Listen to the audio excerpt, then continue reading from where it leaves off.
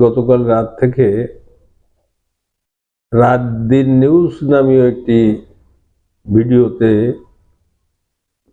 আমার বিরুদ্ধে নানা অপপ্রচার, যেমন ভাগ্যকুল মিষ্টান্ন ভান্ডার থেকে 5 লাখ টাকা চাঁদা দাবি এবং ঘের থেকে মাছ লুটের এই ঘটনাকে উল্লেখ করে তারা সংবাদ প্রচার করছে, যেটা আসলেই কোনো সত্যতা নেই, ভিত্তিহীন একটা খবর।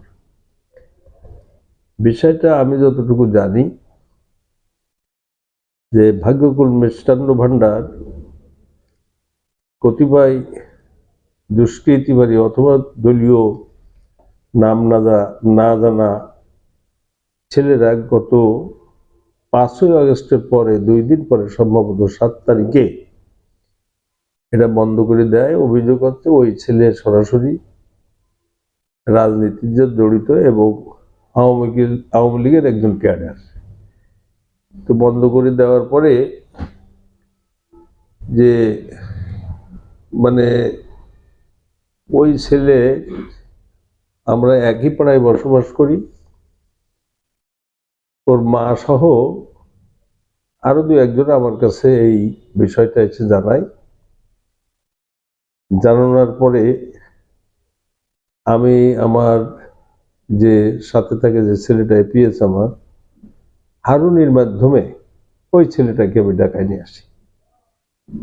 ঢাকায় নিয়ে আমি ঘটনাটা জিজ্ঞাসা করলে সে বলে যে এরকম 7 তারিখে বন্ধ করে দিয়েছে এবং 5 লক্ষ টাকা চাঁদা দাবি করেছে।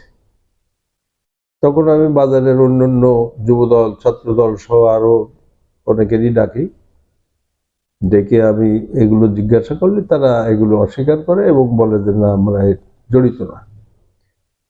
এই বিষয়টা তাৎক্ষণিকভাবে আমি সকলকে নিষেধ করে দিই এবং সবাইকে বলি যে এই মিষ্টির দোকান খুলবে এবং মিষ্টির ব্যবসা সে করবে, এ ব্যাপারে কেউ কোনো কথা বলবে না। সেইভাবে ওই দিনই সে দোকান খুলে দেয় এবং ব্যবসা শুরু করে। এইটুকু আমার জানা আছে। আর আমার যে বিষয়টা, যে মিথ্যা সংবাদ প্রচার, এগুলো একজন রাজনৈতিক ব্যক্তির বিরুদ্ধে নানা ব্যক্তি বিরোধিতার স্বার্থে এগুলো করে থাকে, এগুলো দল জানে বা আমরাও জানি। এই মিথ্যা সংবাদ বা এই অপপ্রচারের জন্যে